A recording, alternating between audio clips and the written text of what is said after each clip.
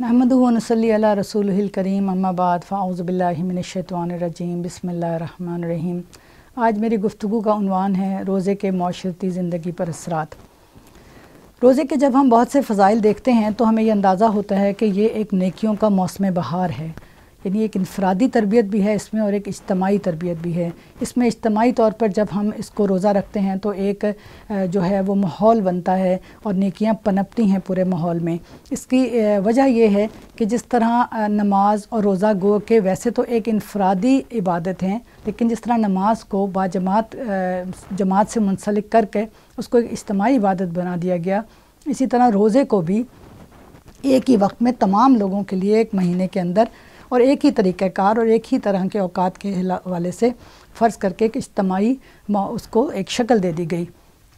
अब ये देखते हैं हम कि एक मुसलमान ना सिर्फ़ ये कि वो हमारे मुल्क में रह रहे हों, बल्कि दुनिया के किसी भी कोने में हों, शुमाल में, जनूब में, मशरिक़ में, मग़रिब में, पहाड़ों पर, जज़ीरों में, कहीं भी हो, वो सब इसी महीने में रोज़े रखते हैं। सिर्फ़ एक आध दिन का फ़र्क होता है या औकात उनके अपने लिहाज से होते हैं। तो इससे क्या होता है, इससे एक उम्मत मुस्लिमा के हवाले से एक इज्तमाई फ़िज़ा बनती है, एक एहसास पैदा होता है उम्मत मुस्लिमा का, और एक ऐसा इज्तमाई तरबियती निज़ाम तश्कील पाता है जो कि सारी दुनिया में उन माशरे की उस शक्ल को बनाने में मुमद्द मुआविन होता है जो अल्लाह रब्बुल आलमीन चाहते हैं, जो इस्लाम का मुंतहा है, मकसूद है। अगर हम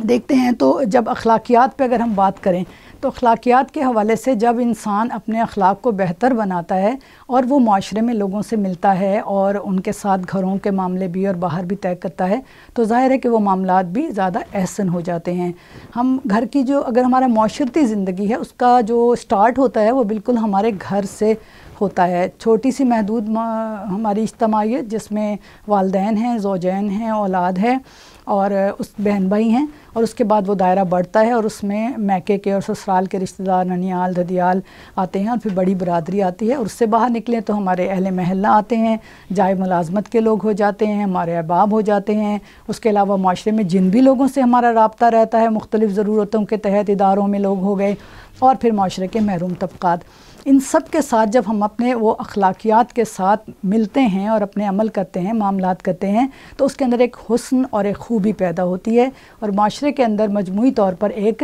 अच्छाई की तरफ रग़बत पैदा होती है।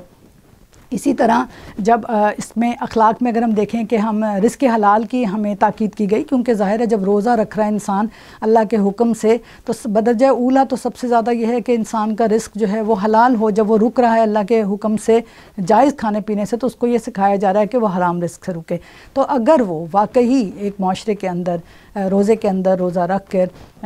रिज़्क़ हराम से बचता है, तो ज़ाहिर है आप देखें कि उसके कितने वसी असरात जो हैं वो मुंतज होंगे माशरे के ऊपर, कि लोग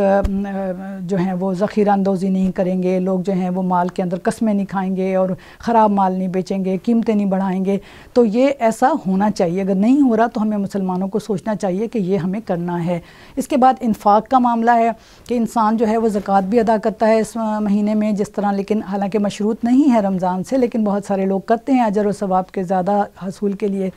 तो इनफरादी तौर पर जो वो सदका खैरात करते हैं लोग, उससे माशरे के वो बहुत से महरूम तबक़ात जिनको हम आम दिनों में शायद उतना नहीं देते और उनकी ज़रूरियात पूरी नहीं होती, जो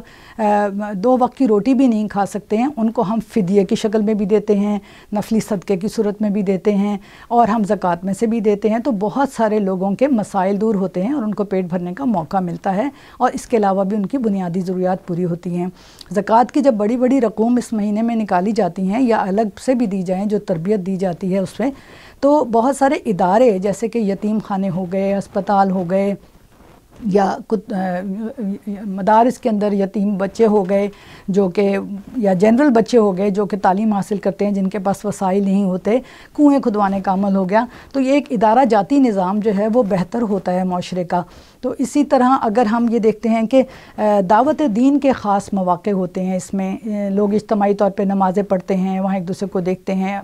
इबादत भी बेहतर होती हैं, और घरों में भी हम एक दूसरे को कहते हैं देखो ये ना करो तो रोज़ा है। तो घरों से लेकर باہر تک. اور جب لوگ آج کل ایک دوسرے کو دورہ قرآن کے لیے بلاتے ہیں, درس حدیث کی ترغیب دیتے ہیں, اور فون پر اور ٹی وی پر اور آن لائن پروگرامات میں یہ چیزیں آج کل بہت زیادہ ہو رہی ہیں, تو اس سے کیا ہوتا ہے کہ معاشرے میں دعوت دین کا ایک چلن پیدا ہوتا ہے, برائیوں سے روکنے کا, امر بالمعروف کا, جو کہ ہمارا امت مسلمہ کا فریضہ ہے, گویا ایک بھولا ہوا فریضہ جس کو اللہ تعالیٰ نے فرمایا سورہ آل عمران میں, کنتم خیر امۃ اخرجت للناس تأمرون بالمعروف وتنہون عن المنکر وتؤمنون باللہ, کہ تم وہ بہترین امت ہو جنہیں بپا ہی اس لیے کیا گیا ہے, جو نکالی اسی لیے گئی ہے کہ وہ نیکی کا حکم دے اور برائی سے روکے, اور وہ اللہ پر ایمان رکھتی ہو. تو یہ فریضہ جو ہم عام دنوں میں بھول جاتے ہیں, یہ رمضان میں بدرجہ اولا ہمیں یاد آ جاتا ہے, آتا بھی ہے اور آنا بھی چاہیے, اور ہمیں اس پہ عمل کرنا چاہیے. اور اس میں ہمیں جتنے بھی محروم طبقات ہیں اس میں جو ہمارے ملازمین ہیں, کہا گیا کہ ان سے کام میں تخفیف پہ ہمیں دوزخ سے نجات ملتی ہے. تو نہ صرف گھریلو ملازمین ہوئے بلکہ جاب پہ بھی دیکھیں گورنمنٹ کی طرف سے انتظام ہوتا ہے کہ وہ تمام تھوڑے سے جاب آورز کم کر دیتے ہیں, اس لیے جو پرائیویٹ ادارے ہیں ان کو بھی چاہیے, یا ہمارے زیر اثر جو لوگ کام کر رہے ہوتے ہیں, مزدور طبقہ ہے اور کوئی ہے جو پرائیویٹ اس میں آتا ہے, وہاں پہ ہمیں چاہیے کہ ان کے کاموں میں جو ہے وہ کچھ تخفیف کر دیں. اسی طرح صدقہ فطر جب ہم رمضان آخری روزے کے بعد نکالتے ہیں, جو روزے انفرادی طور پر تو وہ ہماری کوتاہیوں کا, روزے میں جو گناہ ہوئے اس کا تلافی بن جاتی ہے, لیکن اجتماعی طور پہ کیا ہوتا ہے کہ وہ لوگ جو عید کی خوشیاں نہیں منا سکتے, کھانا نہیں کھا سکتے, کپڑے نہیں اپنے بچوں کے لیے بنا سکتے, ان کی مدد ہو جاتی ہے, اور معاشرے کے اندر جو محروم طبقات ہیں وہ بھی جو ان خوشیوں کے اندر شریک ہو جاتے ہیں. تو یہ وہ سارے اثرات ہیں جو ہم دیکھیں کہ معاشرے کے اوپر جو ہے وہ پڑتے ہیں روزے کی عبادت سے. تو اگر ہم ساری دنیا میں اس بات کو محسوس کریں, جیسا میں نے پہلے کہا کہ امت مسلمہ کا بھی ایک احساس پیدا ہوتا ہے, اور ہمیں یہ ہوتا ہے کہ ہم سب ایک ہیں, اجتماعی طور پہ ہم اس وقت بکھرے ہوئے ہیں, اور ہم آپس میں ایک دوسرے کے معاملات سے یا تو کوئی کنسرن نہیں رکھتے, یا ایک دوسرے کو تکلیف پہنچانے میں بھی کوئی ہچکچاہٹ نہیں ہوتی. تو لیکن یہ ہر دفعہ ہر سال جب یہ مہینہ آتا ہے تو ہمیں یہ احساس دلاتا ہے کہ مسلمان ایک ہیں, ایک ہی جسم کی مانند ہیں, اور ایک ہی ان کو ایک دوسرے کا درد محسوس کرنا چاہیے. اسی حوالے سے ہم اگر جتنے بھی علاقے ہیں جو کانفلکٹ زونز ہیں وہاں کے مسلمانوں کا بھی ہمیں خیال رکھنا چاہیے, اور صرف اپنے معاشرے کے علاوہ جیسے کشمیر ہو گیا, سیریا ہے, عراق ہے, افغانستان, جہاں پہ بھی کانفلکٹس ہیں اور لوگ پریشانی کا شکار ہیں, میانمار ہے, تو وہاں پر بھی لوگ کام کر رہے ہوتے ہیں خدمت خلق کے جذبے سے, تو ان تک بھی ہمیں اپنا صدقہ خیرات جو ہے وہ پہنچانا چاہیے, تاکہ ہمارے اندر یہ فیلنگ ہو کہ وہ بھی ہمارا ہی حصہ ہیں, ان کی بھی ذمہ داری مجموعی طور پر ہم سب کی ہے. تو